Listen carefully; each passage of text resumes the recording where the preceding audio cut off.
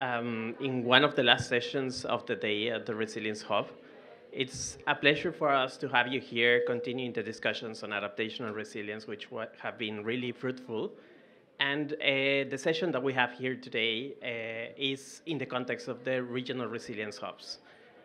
The regional resilience hubs have been running throughout the year, creating spaces for engagement and discussion throughout the year across different regions in the global south regarding adaptation and resilience. These regional resilience hubs have been run by different regional organizations, including South of North, including Slum Dwellers International, Fundación Avina, and ICAD, who have done a great job bringing people together to discuss adaptation and resilience on the road to COP28. Today, we will be discussing, showcasing different examples of how to bring different local voices into the global policy space. And we will be asking ourselves the question of what does meaningful and authentic amplification of local voices looks like.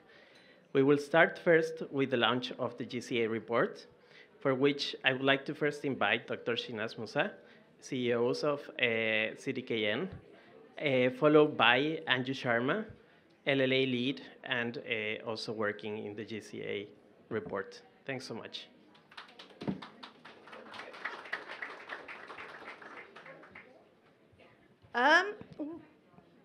Sorry, I just gave myself a shock there. Thank you, Sheila, for clapping for me.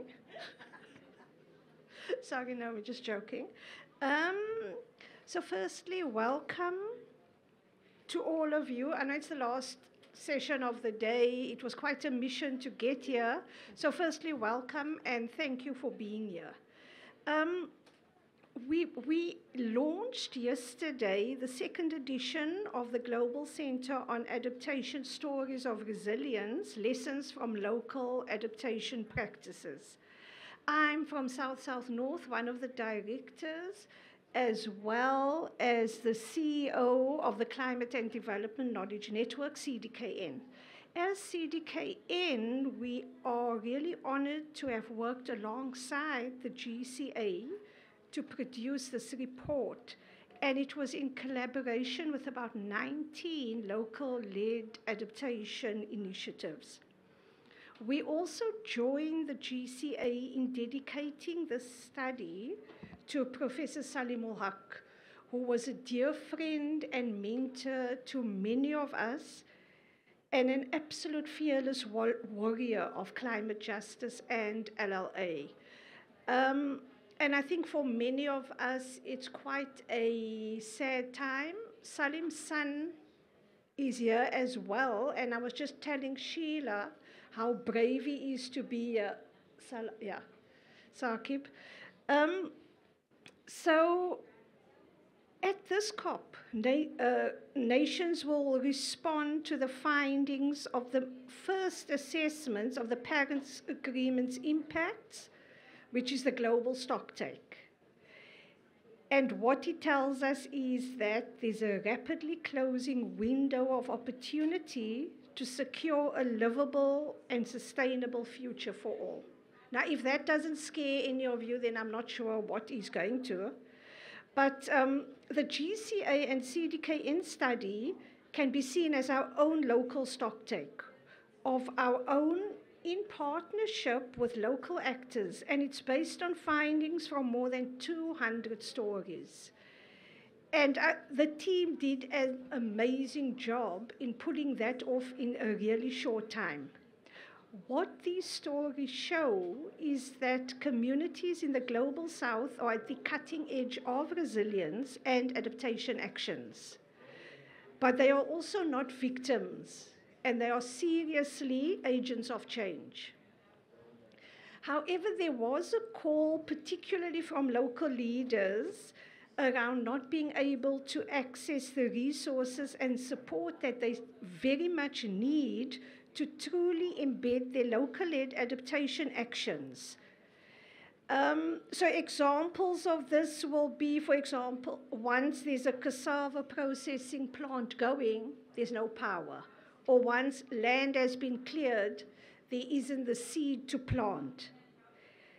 At the heart of all these stories is the championing of people's rights, and that came through very strongly. The story shows that local communities regard progress as rights, and I think we need to start looking at that in more detail than we used to in the past. There's also and I don't know how you put this nicely, but that where fundamental rights are eroded, people's adaptive capacities are compromised. And if you reflect on that, I think it almost starts to make sense when you look at the deep inequalities and how that is just growing wider and wider. And then on the other hand, we're trying to implement climate actions, etc. But until those fundamental inequalities or injustices are addressed, I think anything on top of that just seems to be futile. So now back to the publication. The publication presents testimonies on how external drivers of environmental degradation magnify the climate impacts and deeply, deeply undermine the ability to cope. Communities are becoming stronger defenders of the environment where they acting in a way that halts degradation, and that is actually then on the pathway that leads to resilience. And these are the things that communities need to be celebrated for. And often it gets ignored because communities are seen as victims and not the strong agents of change. In closing, I think it's an imperative that global leaders, and actually most leaders, recognize human rights as central to adaptation strategies, and that how we approach adaptation should be grounded in justice, equity, and integrity. And that we should not be afraid to talk about climate injustices, because I think until we shine the light on that, we won't have climate justice. So thank you. And who am I ending back to? Oh, Anju.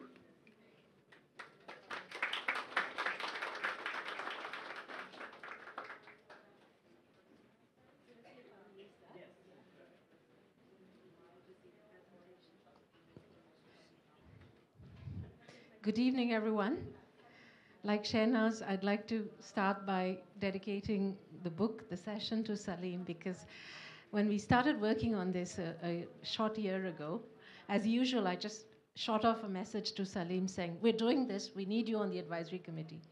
Within seconds, I had his reply, yes, what do you need me to do? Because he was just that kind of guy, and he's been sort of guiding us through this book, The Global Hub on Locally Led Adaptation with the GCA setup. Got, the reason it exists, it's the way it works. It has a lot to do with Salim and the advice that he gave. So I'm just going to give you a bit of the background on the report and then briefly to what it says. But we have here Myri, who brought the stories together. We have some of the people whose stories these are present here as well, and you'll hear from them. But if you could get the presentation going, please.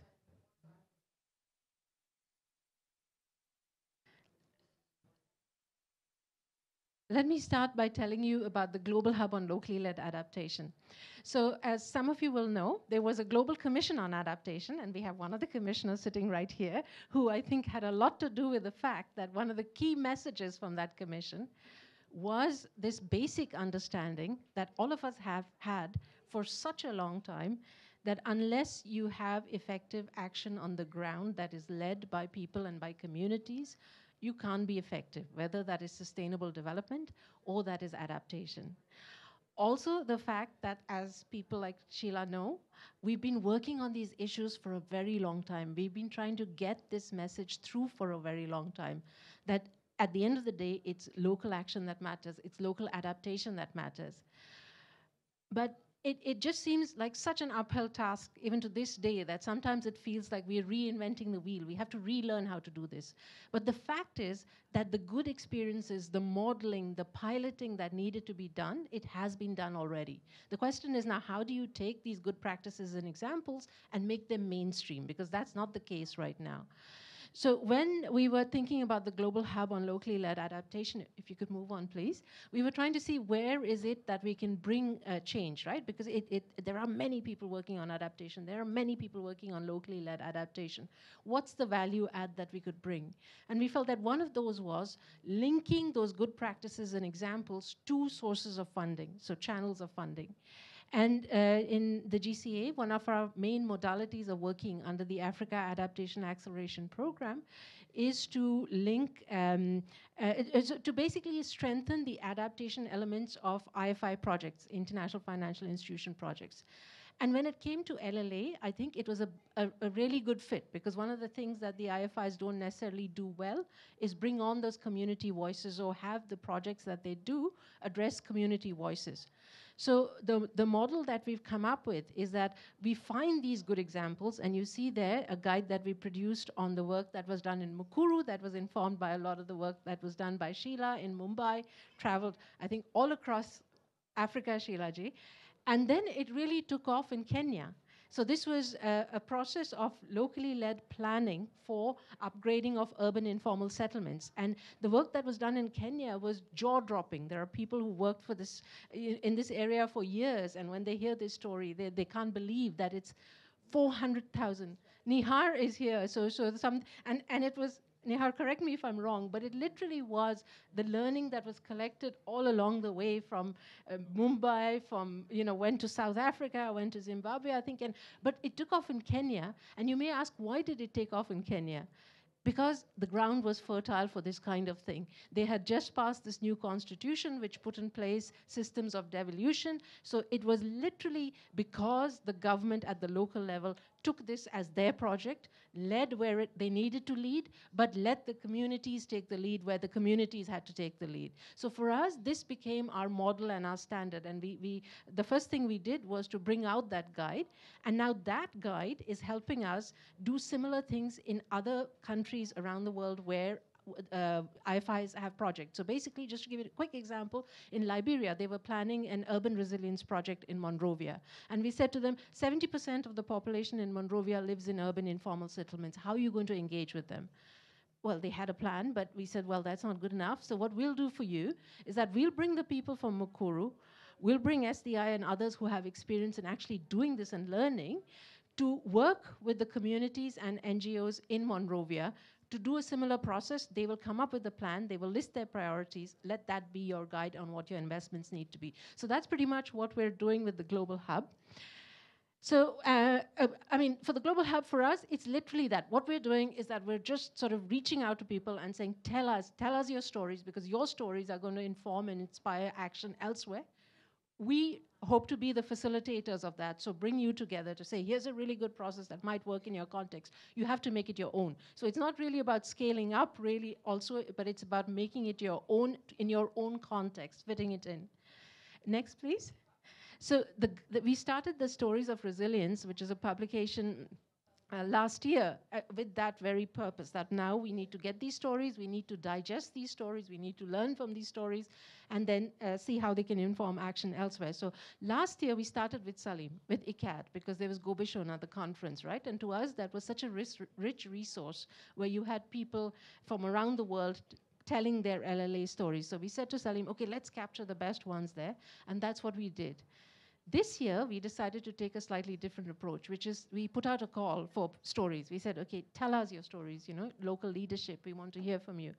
We got a tremendous response, well over 200 stories.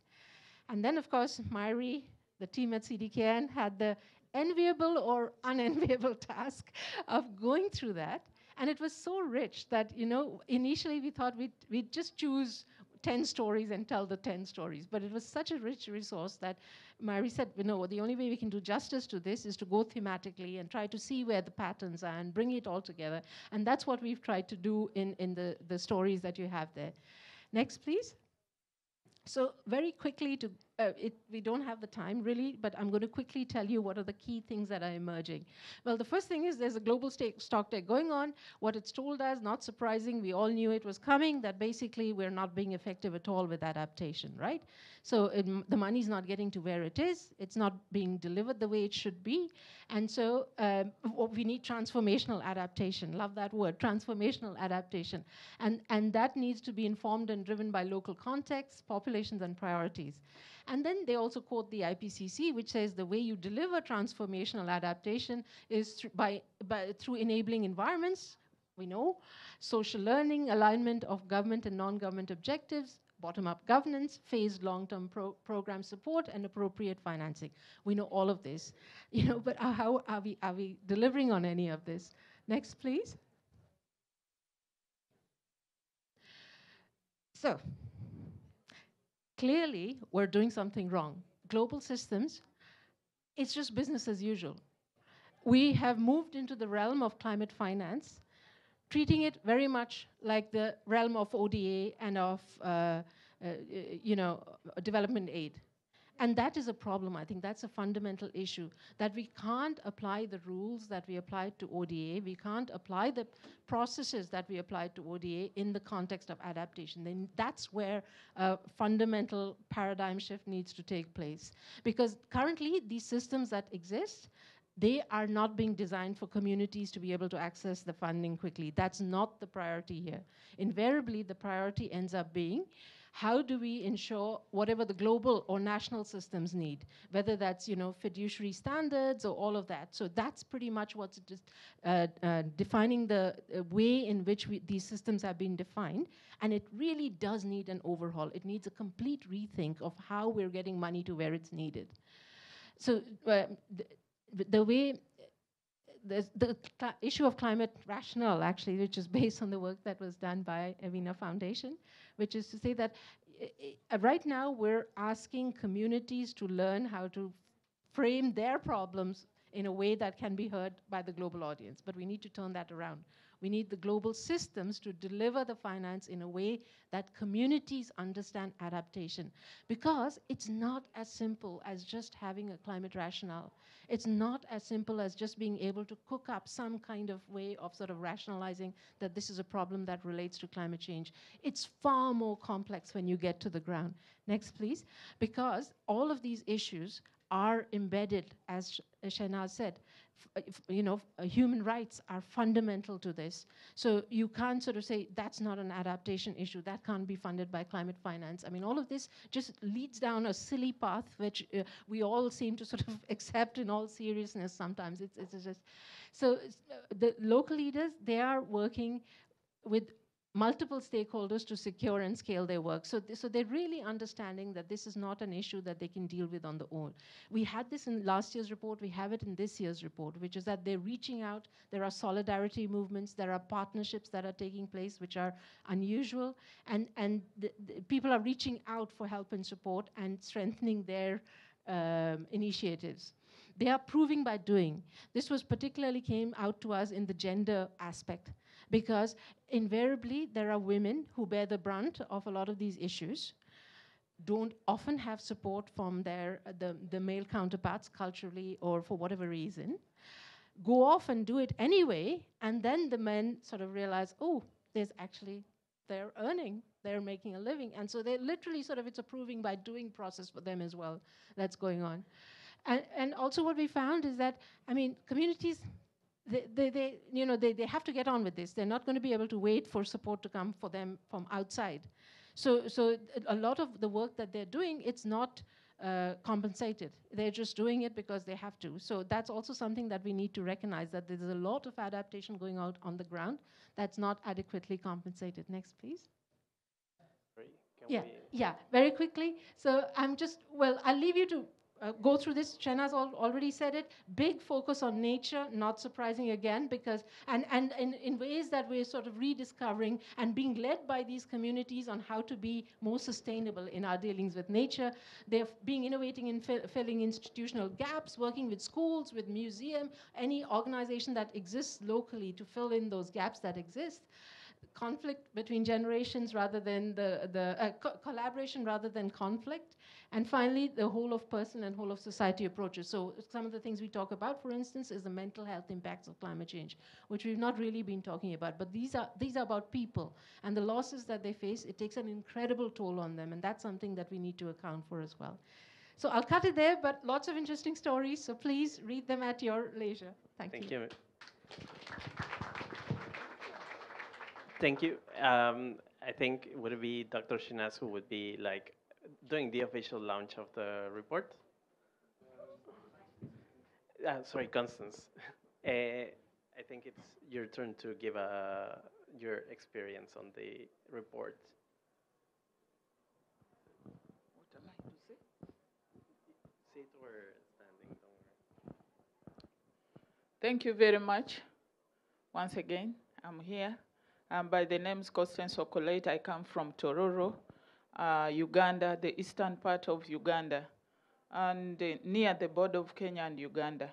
Actually, we are one of the members who had the story to write. So our story about the local-led adaptation is something that the women at local level are doing something, and they are doing something better. They are doing something very nice.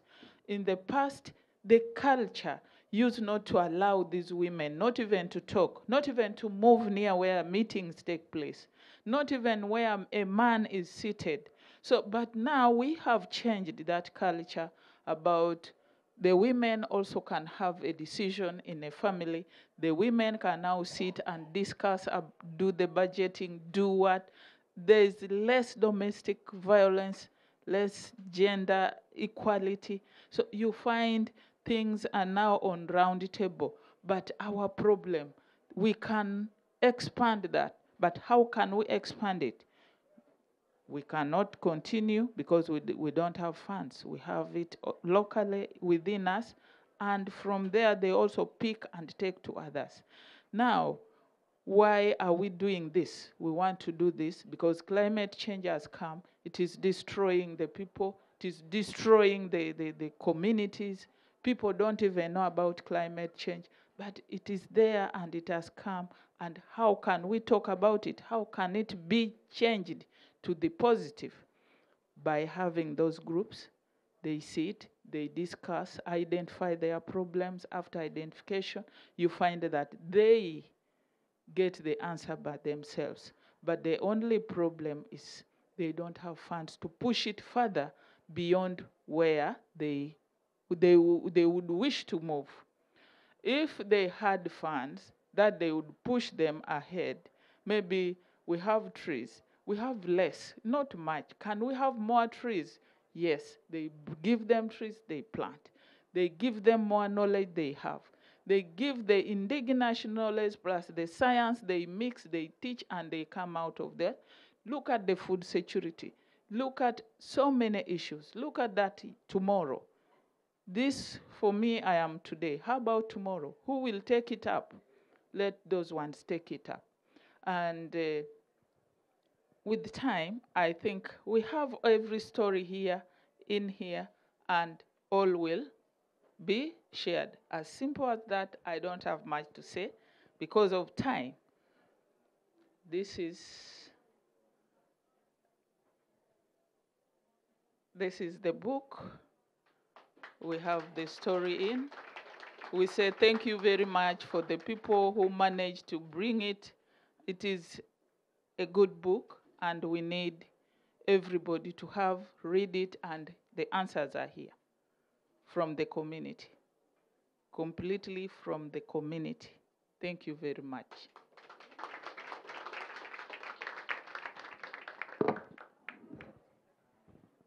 Thank you so much, Constance. And it's great to hear how this report gathers so many learnings from the communities on how to build adaptation and resilience. So this is one of the examples that we wanted to cover today in terms of how different regions are trying to address how to bring these voices into the table. But then there's another initiative that we're bringing to the table today, which has been led by, is being led by ICAT. So I would like to invite Savio, Rosa, and Fateh to introduce us to this initiative, please.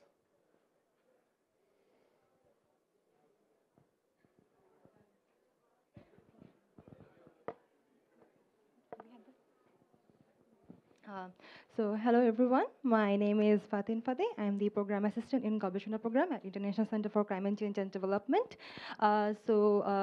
I'm here to talk about the national platform on locally led adaptation in Bangladesh. So I'm talking about Bangladesh, and it's a South Asian country. We know that South Asian countries are facing these South Asian countries countries are the climate most vulnerable region, like that, and they're facing tremendous problems, and they're facing floods and other cyclones, landslides, and other challenges. We are all familiar with that, but we know that they are intensifying, and to be honest, we cannot condone the heat waves as well. 2 years ago, 2021, in IPCC report, there was mentioned that heat waves and humid heat stress is going to be intensifying and be frequent. And this year we actually have faced that, to be honest, and it was shocking and record-breaking heat wave in South Asia we have faced. Can we go to the next slide, please? This is one of the. I'm just saying this just because to just get into the track. So you can see that this is from the report. We can see that I'm just focusing on Dhaka. You can see that how the impact factors are in terms of the climate change impacts and the challenges comes with it. When it's come to the climate resilient development, we can see that there are a lot of lackings. Okay, so we can see that there are lackings in advocacy and governance, and of course there is a lack of inadequate evidence for prioritizing those actions. So this is the reason, because there is lack of monitoring the adaptation, the locally led adaptation processes. And to be honest, this climate change the impacts are faced by these local people only, but they are not only the one who are facing it, they are the forefront of come up with the resilience and adaptation strategies as well. Can we go to the next slide, please? One of the key messages we got from this year's South Asia Regional Resilience Hub is that climate change adaptation from the locally led adaptation measures should be replicated throughout the region, because if we have the adaptation measures, we know the adaptation measures, and if it's not replicated, it's not introduced throughout the regions, then what is the point of having those adaptation? We cannot control the losses we are having already. You just heard about one of the strategies, like this report. I mean, this is an excellent example of how this can be amplified, these voices, their work can be amplified, this adaptation, there are 9 stories, I guess, and now people they know that about, now they know about it, and they are introduced to these adaptation measures. Things like that, adaptation measures like that should be represented, should be introduced to people so that it can be replicated and be worked on. Of course, there's always a point of not only knowing, also the monitoring and measuring, so that which is why we need to measure those things and monitor those adaptations and monitor this adaptation.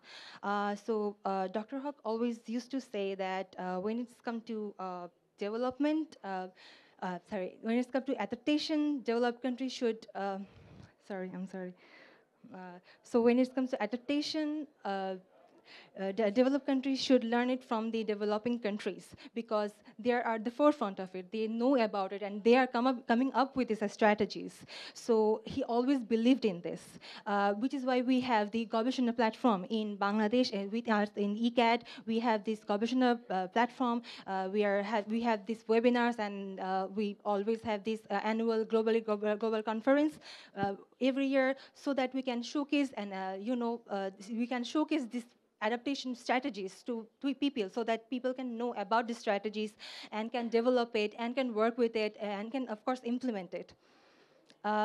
And these things need to be monitored and measured. I've already mentioned that there is lack of governance and that lack of inadequate selecting this evidence which should be learned and which adaptation measures should be used where, because of course throughout the regions and different constituencies are facing different kinds of problems, but which strategies need to be followed, which should be done where, that should be monitored and measured so that we can actually replicate them properly, which is why we need a platform where we can get all those.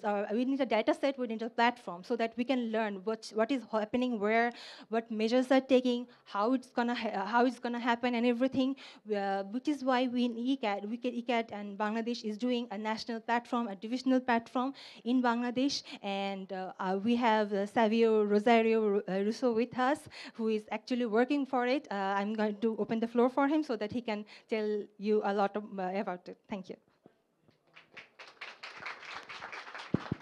Thank you. A lot of familiar faces. It feels like a family. So I will be talking about the national platform that Fatin has just mentioned. As you know, that this was a work of our beloved Dr. Hawk, and he actually inspired us to do this, to establish this entire platform. So can we go back to the slides, please? The next one? Yeah. No. There should be another one. I'm sorry for this. Oh yeah, there you go. So this is a flowchart that we have found from our research, the work that we are doing at the ground. So we have found a lot of gaps, as you see, from this local community's perspective. Can we move? Okay. So yeah, hold it there. Okay, so from this community's perspective, as you can see, there's a very good linkage with the community and the local institution, but there are some gaps with the local community and the local government. So even if you want to implement any sort of adaptation measure or development work, this gap needs to be addressed. And that is where we come in, the National Platform on Local Adaptation, which was supported by Dr. Hawk. And the bridge between the local community with the intermediaries, with the donors, these gaps are also to be addressed. And this is what we are trying to do from the national platform's perspective. So as you know, there are 8 districts in Bangladesh, just the way we have, like in the states, we have like 50 states. So in Bangladesh, the entire Bangladesh is divided in 8 districts. So we try to gather all the local community organization, local leaders together in the national platform on LLA. But the problem was, every time we are doing this, we are doing it in the capital, in the Dhaka city. So we are not actually representing the voices from this very remote places, from the grassroots organization. Therefore, myself and Dr. Ragh, we were talking about why don't we drive this to the divisional work. So we have 8 divisions now. So he said, like, let's launch the divisional platforms first, and then we can do the national platform later. And with that, we did, out of those 8, we did 2 divisional platform launch. In fact, that was Dr. Hawk's last launch with us, with the ICAT family. And we did that in Chittagong. So now the plan is, we have a network of more than 63 local organizations to gather, and we could identify them, we could list them out. And now all these local community members are within the broader network of the national platform on LLA. So the plan is, we need to take these messages forward. As you know, from the Bangladesh LLA supporting policies, we have the National Adaptation Plan, which clearly states about implementing LLA. And then we have, more particularly, the Mujib Climate Prosperity Plan, where it is mentioned that there should be 64 LLA hubs in all the 64 districts within this 8 division. But how do we convey this message, and as well as include the local community in this entire process? So the divisional platforms are there, which will help the local communities to put their voices in the local hubs. And as well as the promise of sharing 1 billion by end of 2030. So this is where we also thought that the local community, as well as the local government and the local institutions, should play a vital role.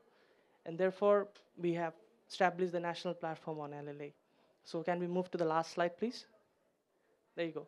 So here are all the details that I have just talked about, and this was one of the pictures taken from one of our launch. And as you can see from the map, we already have covered the Khulna and the Chittagong division, and the plan is to cover the rest of the divisions, and finally fit in all the aspects from the divisional platform to the national platform, where all the local NGOs or the people working in community-based adaptation or local adaptation, so these two are our criteria, will be together in the greater platform. And it will be much easier for us to identify them and to work with them. So I'll stop there, and thank you for listening to me. Thank you. Thank you so much, Savio and Fatin, for this second experience on how, these organizations are bringing together different local voices into making decisions regarding adaptation and resilience. And we would like to finalize this part of the session with the intervention of Paz from Fundación Avina, who will be moderating a discussion. I would also like to invite Mrs. Constance Okelet to the discussion. Please take a seat. Paulo Galvao in Carmundo, and Miguel Angel from Bolivia, and Yoji Chakma from youth representative from ICAT as well. I'm gonna put this.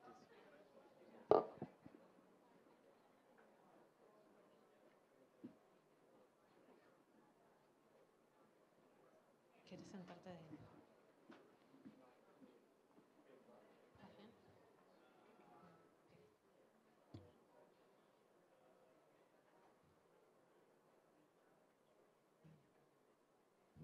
Okay, everybody, thank you. Thanks for staying this long today. At this panel, we are going to discuss a little bit about what it means for local voices to really be part of the decision-making processes. I will try to make to have my interventions short, and we have two of the panelists who will be speaking in Spanish and Portuguese. So I will try to say a few words and also say those words in Spanish for them to understand what I'm saying also.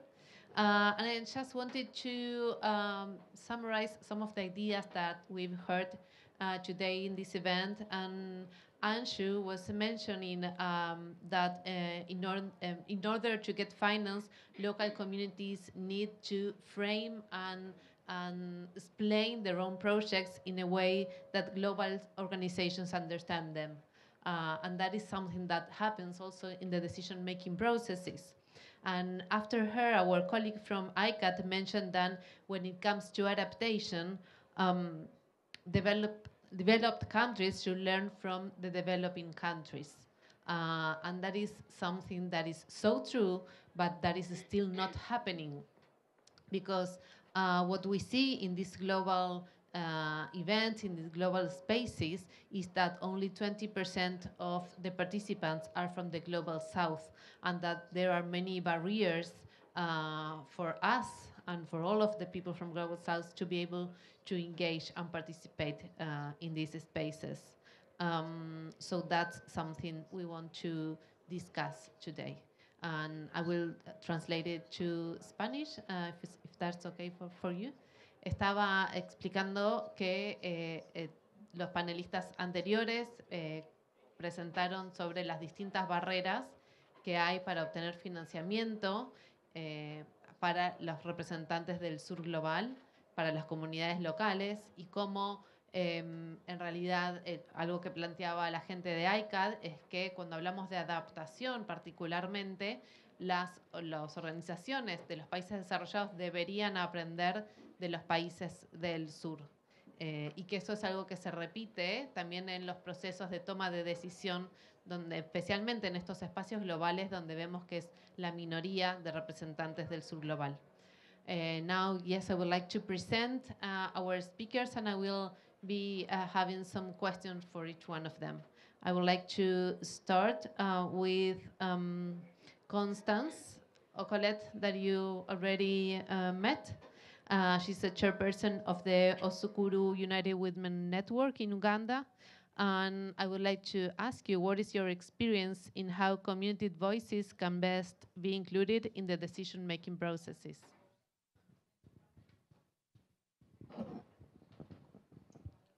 Thank you very much. Actually, to tell you the truth, things are changing.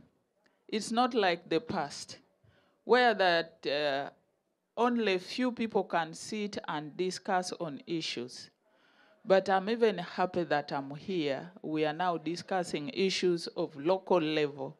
Now my community is here with me. I've carried the whole community, and they are now here with me because I'm going to talk on their behalf. It's something so great that when you have a community person having a voice, having a hand in something, that project or that program can be pushed further than that making a person silent and undermining that person not to have a voice anywhere. Having some local person in place, it makes change. Like, for example, women are the change agents. You can look at a woman undermine, and yet that woman can make a stone turn. And at the end of the day, you'll find things happening. Like the past, we used to sit under men. They used to call us padlocks for the kitchen, for the front of the behind the door, not in front door. You are supposed to be there. You are a padlock of a home. But these days, we as the women, we are changing. We are now moving from padlocks to out. We go meetings, we go everywhere, we go funerals, and we talk. We are given time. When you go to church, we talk, and you find that things are changing. But the only issue is that allow a woman or a girl child have a voice in every decision making, be it at local, be it at home, be it here. Like now we are the women, we are having decisions. Because if we don't have our voices being heard, things will not be, we shall not know anything about what is happening on the world. Thank you.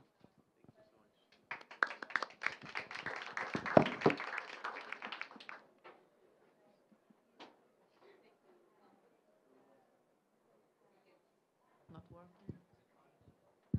Okay, thanks. Thank you, Constance, for that intervention. And I would like to now present Paulo Galvão. He's from Brazil. I think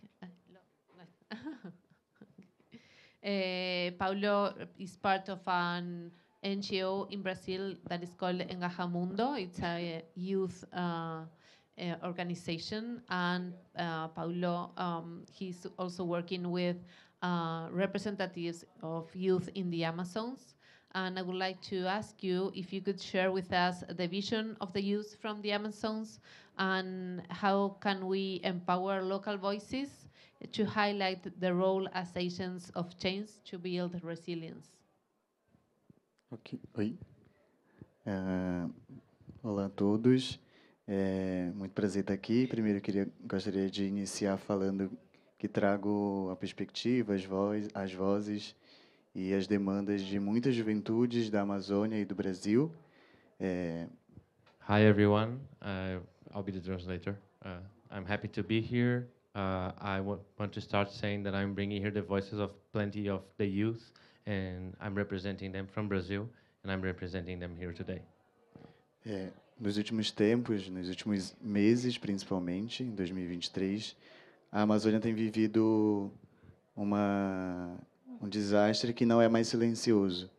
E os territórios e as pessoas que moram dentro desse território são as pessoas mais atingidas por eles. In the past months, in the recent months, Amazon has been suffering, and its suffering is not invisible anymore. Everyone is seeing it. E a gente precisa cada vez mais evidenciar esses cenários e o que a crise climática tem feito com os territórios e tem feito com as pessoas principalmente, para a gente falar sobre qualquer outro tema, como adaptação, financiamento e temas que são importantes para nós, mas a gente não consegue falar disso sem falar sobre as vidas das pessoas e os territórios que estão sendo cada vez mais afetados. And we need to put that suffering on the spotlight, not only about the territories, but also about the people that live on them. And we cannot talk about adaptation and mitigation if we don't talk about the lives and the culture from the ones that are suffering the climate change in the Amazon. A gente cada vez mais tem discutido, enquanto juventude brasileiras, não só nos nossos territórios, não só no Brasil, mas em espaços como esses. Hoje, não só eu estou aqui, mas outras juventudes brasileiras e amazônicas também, trazendo as demandas de cada território tem demandas específicas e que precisam ser ouvidas. Para a gente pensar em resiliência, pensar em progresso, a gente precisa levar em consideração o que está dentro dos territórios, e sem esses territórios não tem caminho a se seguir para a gente conseguir ter resiliência e, de fato, combater a crise climática. It's not only the Brazilian youth that is talking here, it's not only Paulo himself.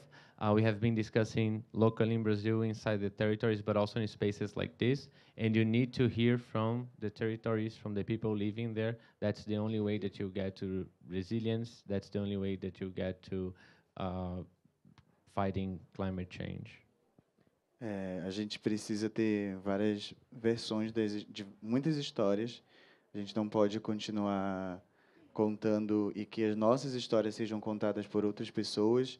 A gente precisa ser o protagonista dessa história e precisa acreditar que existem várias histórias que precisam ser ouvidas para a gente conseguir construir um futuro e um presente, principalmente, que a gente consiga abarcar todas as necessidades. A gente tem um cenário que é muito complexo, mas que nós, enquanto juventudes, enquanto ativistas brasileiros e indígenas, a gente tem soluções e caminhos para enfrentar toda essa crise que a gente vem enfrentando.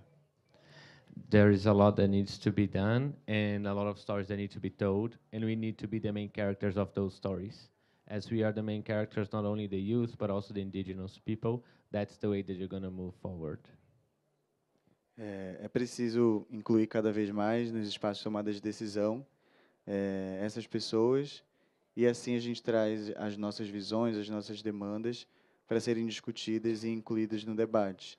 Acredito que dessa forma a gente de fato consegue caminhar e trazer um progresso que para nós não é um progresso que envolve só a ideia capitalista, né, do dinheiro, e sim o que envolve a natureza, as pessoas e os territórios.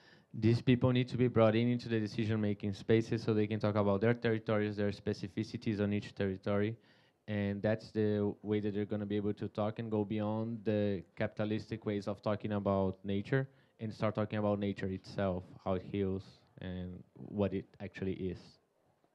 Em diversos territórios no mundo, não só no Brasil, existem vozes e pessoas que são superpotentes e que atuam todos os dias, lutam todos os dias para combater esse cenário desastroso que a gente tem nos últimos tempos.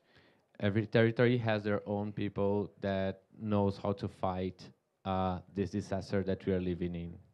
E o que a gente precisa, né, o que principalmente os tomadores de decisão, as pessoas que negociam o nosso presente e futuro, precisam ouvir as nossas demandas, ouvir as nossas vozes, para conseguirem, de fato, seguir um caminho que incluam essas demandas. E nos últimos tempos, a gente, enquanto juventude, tem incidido muito dentro desses espaços de tomada de decisão e cada vez mais ocupando esse espaço e ocupando também o que vem sendo decidido ali, né? Opinando e colocando as nossas demandas nessas decisões.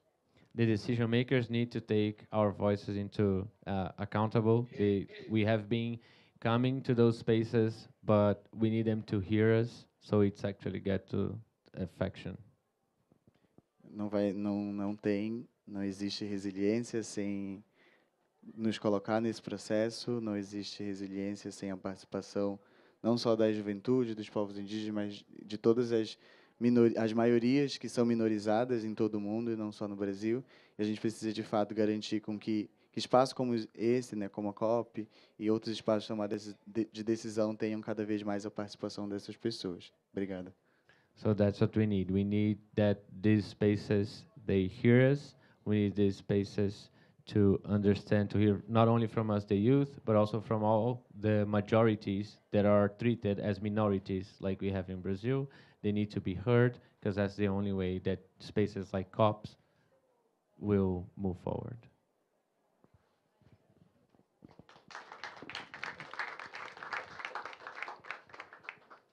Thank you, Paulo. Gracias. Obrigada.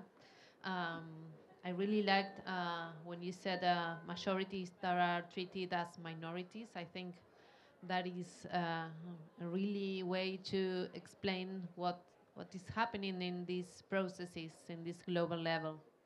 Thanks for that. So now I would like to give the microphone to Joyce Chakma. She's a youth representative. She's a part of ICAD, and she works with indigenous youth in her community. And I would like to ask you, Joyce, what are the challenges and opportunities for indigenous youth to engage with decision-making processes? Okay. It's actually Jovi, not Joyce. It's totally fine. So I would say that I would like to describe this from like both lenses. One is from the indigenous youth, and another is from the organizational status. So I would say that I would like to say the two challenges now. One is language barrier. Sometimes it finds really hard to convey the message with the right words. And when it comes to finding the right words, for which the local level problems are not really amplified in decision-making process. And I would say another one is as we are indigenous communities, we live close to the nature, and for which we live by the nature, and for which we are usually very emotional when it comes to tackling any problems. We like to see the problems emotionally, not strategically. So for which I would say that for not being strategical enough and diplomatic, sometimes we do not get the problems to get solved. So for which I would say that the organization should work on amplifying the voices, they should work on the capacity building of the indigenous youths, not because for to only do the purposes of the that it should purpose have the it should only do the fill up the indigenous representation quota, but rather it should be something like we should amplify their voices and make them the leaders, and should also encourage them what they actually believe in and what they actually want to work on it. So I would say that these two are the main problems I have seen so far. I would say that my experience is not that great, it's not that big, but I'm still trying to learn every day. But this is what I have learned so far. These are the challenges I would say that in the decision-making process of why indigenous youth voices are not heard enough in the decision-making process. And while I would say that in the success story in Bangladesh, in the indigenous communities, the youths are not really sitting for changes from the outside. Rather, they're working in their own way, they're working from their own place.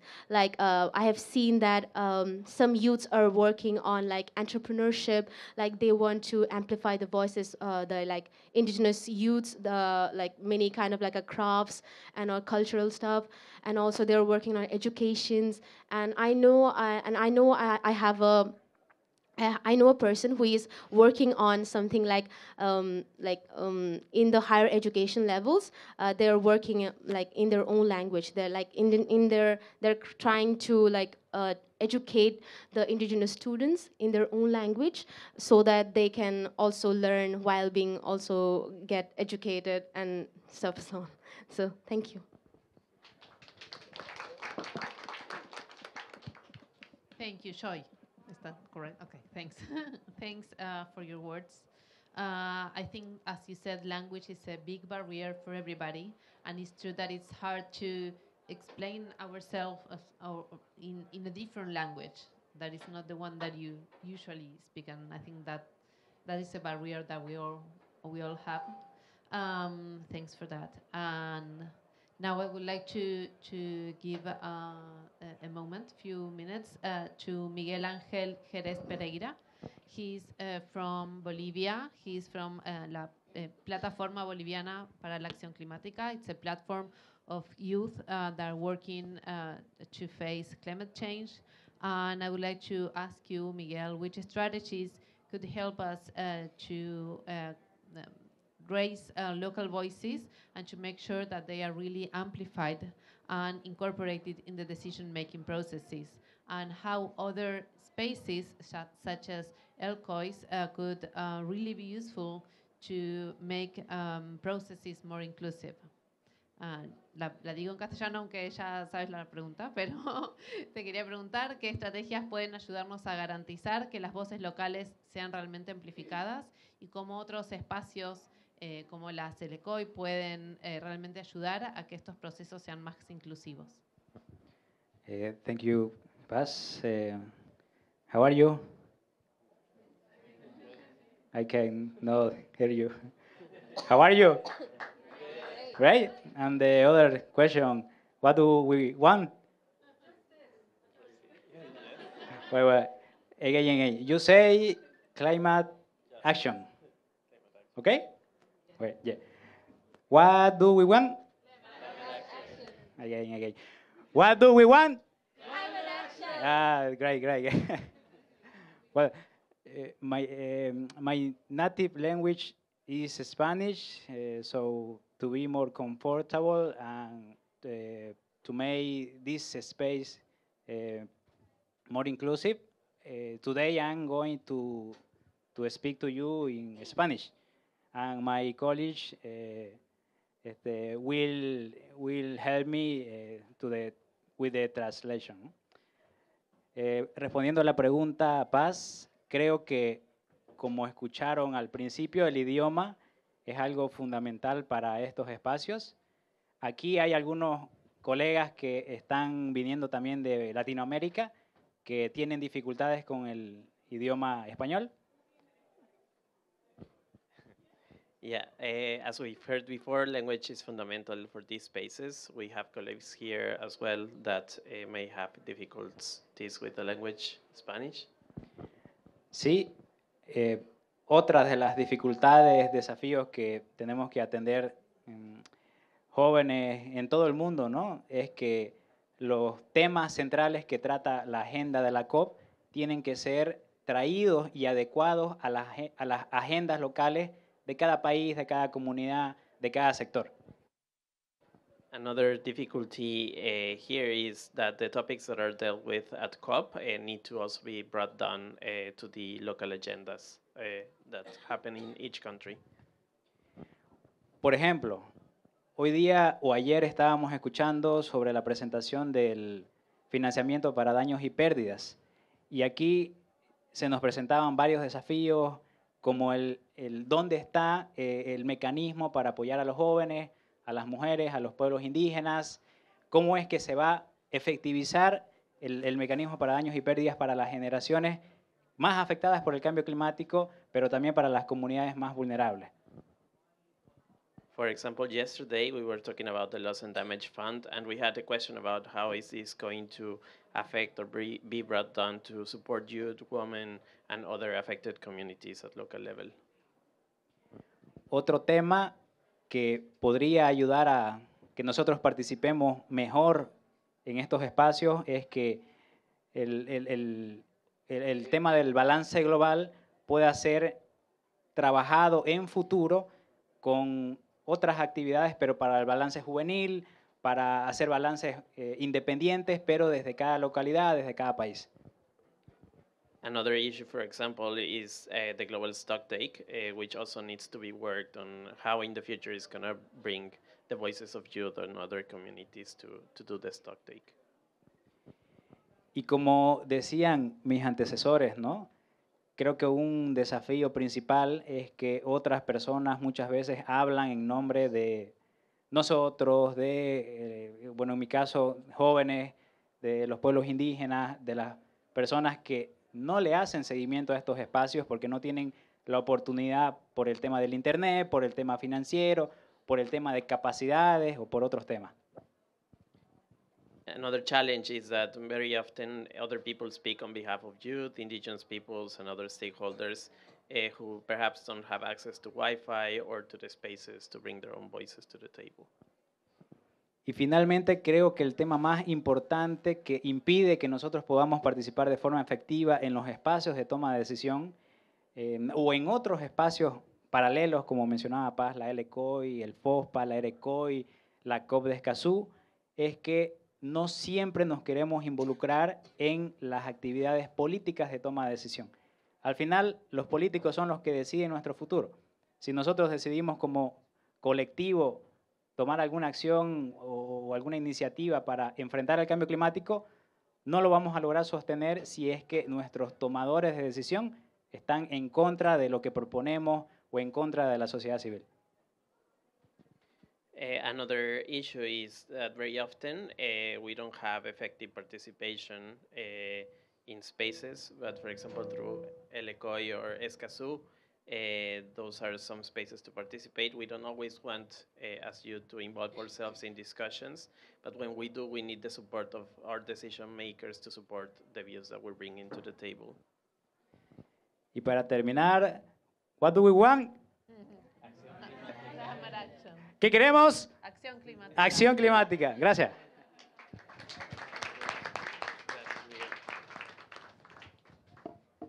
Okay, thanks.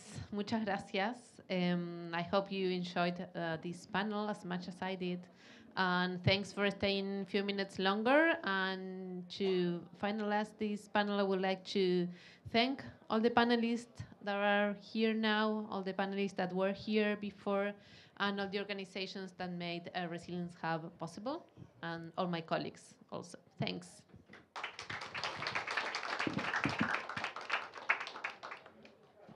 Thank you very much, and we hope you continue enjoying the rest of the weeks.